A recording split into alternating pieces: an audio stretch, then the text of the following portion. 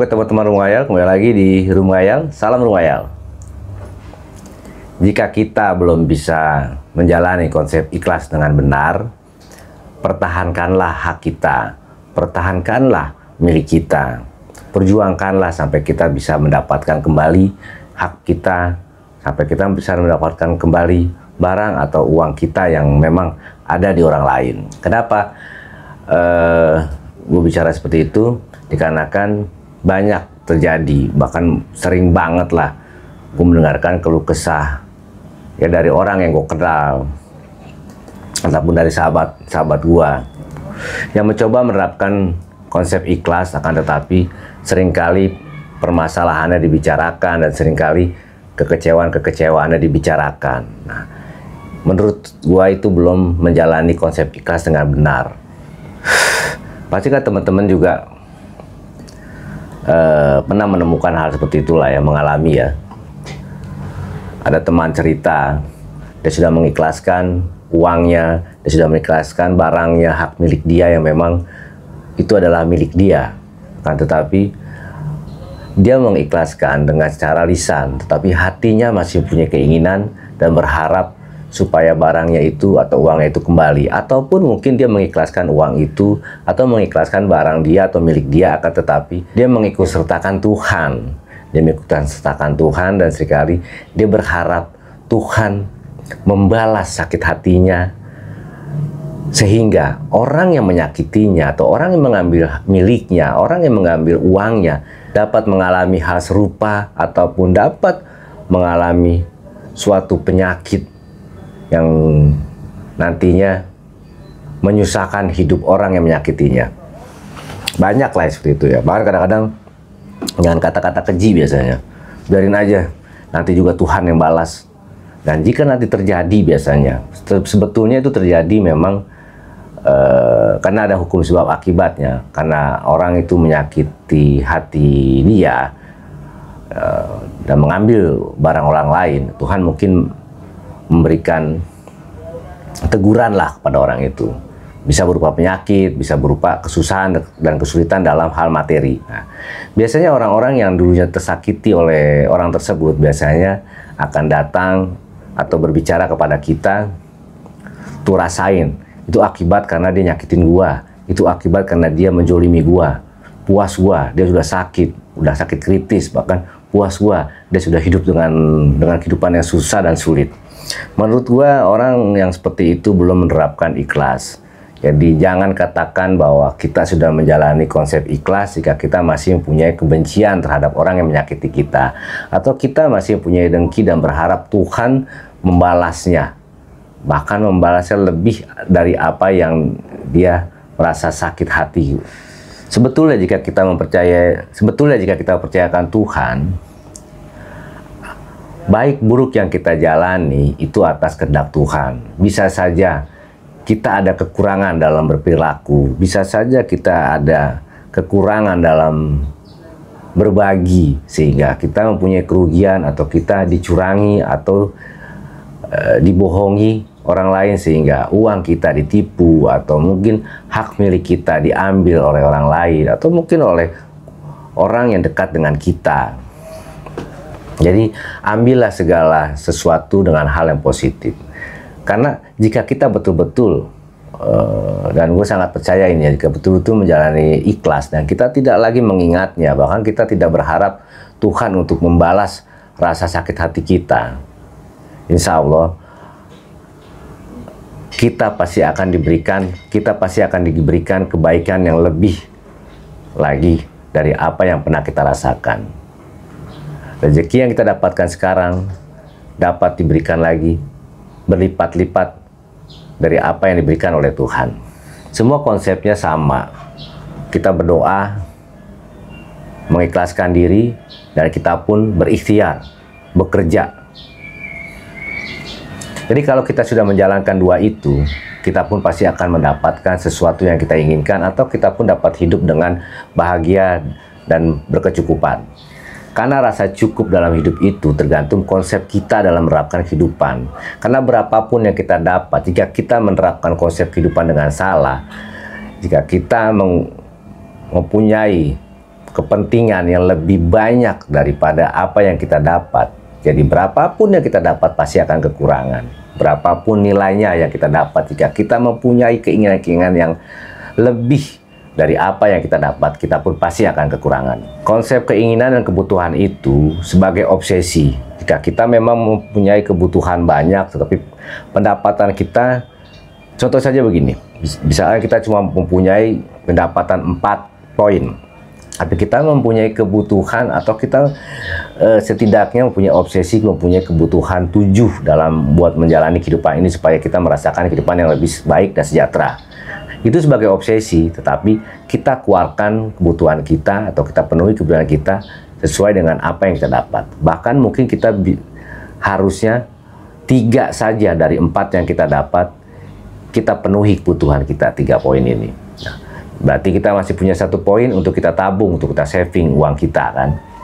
Jalani seperti itu terus. Tapi tetap kita berobsesi bahwa kita harus punya 7 kebutuhan yang kita dapat. Karena itu suatu obsesi, suatu motivasi hidup supaya kita dapat lebih baik lagi dalam semangat bekerja, berusaha, membangun potensi hidup kita supaya peluang-peluang lain yang ada di luar sana bisa kita raih, sehingga dari 4 poin ini yang kita dapat, suatu saat kita dapat 7 poin, bahkan bisa 10 poin income kita. Nah, jika kita sudah mendapatkan seperti itu, melebihi apa yang kita butuhkan atau melebihi apa yang keinginan-keinginan kita butuhkan, kita pasti dapat hidup dengan sejahtera dan hidup dengan nyaman dan meningkatkan derajat hidup kita. Ya contoh saja, jika kita baru berumah tangga ya, pasti kan kita menginginkan punya tempat tinggal, punya kendaraan, bisa sepeda motor, bisa mobil, dan kita juga mempunyai planning bahwa nanti kita punya anak kita harus punya sekolahan yang baik, yang bagus kualitasnya. Nah, berarti kan kita mempunyai kebutuhan-kebutuhan itu. Nah, sedangkan mungkin dari awal kita bekerja, awal kita berumah tangga, mungkin saja kita baru bisa mencukupi 3 poin atau 1 poin rumah saja mungkin. Ya udah, yang lainnya ini mengikuti. Kita bisa sementara menggunakan alat transportasi, kita bisa sementara menabung untuk mendapatkan sepeda motor, sehingga di kemudian hari kita bisa membeli mobil dan lain sebagainya seterusnya. Kembali di konsep ikhlas tadi, jika kita belum bisa menjalani konsep ikhlas dengan baik, pertahankan apa yang kita miliki, dan milik kita yang diambil oleh orang lain atau yang mau diambil oleh orang lain, pertahankan dan perjuangkan. Karena jangan sampai kita hidup dengan kedengkian. Jangan sampai kita hidup dengan penuh harapan karena kita tidak mampu untuk membalaskan sakit hati kita. Kita mengatasnamakan Tuhan untuk membalas rasa sakit hati kita. Jangan seperti itu, karena orang yang menjalani konsep seperti itu dengan kata tanda kutip menjalani konsep ikhlas, itu belum menjalani konsep ikhlas dengan baik. Malah gua khawatir Tuhan pun malah membenci kita, karena Tuhan merasa dilimpahkan semua permasalahannya kepada Tuhan tanpa orang itu mau berusaha, tanpa orang itu mau memperjuangkan apa yang dia punya, dan selalu melemparkan setiap masalah kepada Tuhan yang Maha Kuasa. Karena Tuhan lebih suka kita berusaha jika memang kita ingin mempertahankan apa yang kita miliki. Akan tetapi jika kita sudah mempunyai konsep ikhlas dengan baik, Tuhan pun pasti akan lebih baik lagi melihat kita, dan bahkan kita pasti akan diberikan lebih baik lagi kehidupannya oleh Tuhan yang Maha Kuasa. Jadi hidup itu jangan pelin-pelan ya, jangan setengah-setengah juga. Jika kita memang sudah mengikhlaskan segala sesuatu yang hilang dari diri kita, ikhlaskanlah secara penuh, serahkanlah semua kepada Tuhan, bahwa apa yang memang hilang pada diri kita itu atas kehendak Tuhan yang Maha Kuasa. Dan kita harus meyakini hari ini dan hari esok Tuhan pasti akan memberikan jalan yang terbaik untuk kita, dan Tuhan pasti akan menggantinya dengan hal yang lebih baik lagi untuk diri kita. Karena kebiasaan-kebiasaan yang salah buat temui banyak banget seperti itu. Entah dari segi uang, permasalahannya, dibohongin kawan, mungkin hilang uangnya, mungkin hak milik dia yang diambil oleh orang lain, oleh teman, oleh saudaranya, atau mungkin dari pekerjaannya diganggu oleh rekan kerjanya, sehingga reputasinya, sehingga kinerjanya yang mungkin sebetulnya baik, tetapi dibuat seakan-akan tidak baik, dimanipulasi sedemikian rupa sehingga orang lain atau atasannya melihat dia karena ada berita-berita yang tidak baik, jadinya menilai bahwa kinerja dan perilakunya tidak baik dalam pekerjaan. Tapi jika orang ini tidak memperjuangkan dan mengikhlaskan begitu saja, sehingga banyak terjadi akhirnya dipecat pekerjaannya, dikeluarkan pekerjaannya, padahal orang itu mungkin saja tidak bersalah atau tidak mempunyai masalah atau kelalaian dalam bekerja. Jika belum bisa mempercayai dirinya dengan menjalani konsep keikhlasan, perjuangkan dengan cara memperbaiki reputasinya, speak up, berbicara dan menjelaskan kronologis kejadiannya, dan membela diri sesuai dengan data-data yang ada kalau dalam hal pekerjaan. Akan tapi jika dalam hal bisnis, sehingga uangnya mungkin ditipu orang dan segala macam, perjuangkan hak kalian, perjuangkan dengan cara-cara sesuai dengan hukum yang berlaku di negara Republik Indonesia, dengan dilengkapi dengan bukti-bukti yang membuktikan bahwa ada transaksi peminjaman, ada transaksi bahwa uang yang dia miliki dipinjam atau diambil oleh orang lain. Tadi, jalankan hidup ini sesuai dengan apa yang ditentukan.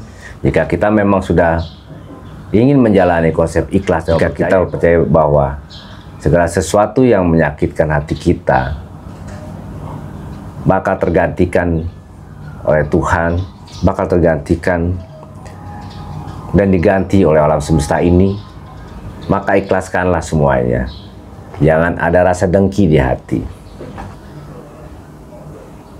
Dan jika kita belum mampu menjalani konsep ikhlas dengan baik, kita masih ada rasa kecewa, perjuangkanlah apa yang kita miliki. Sampai ketemu lagi di Rumah Hayal berikutnya. Assalamualaikum warahmatullahi wabarakatuh. Salam Rumah Hayal.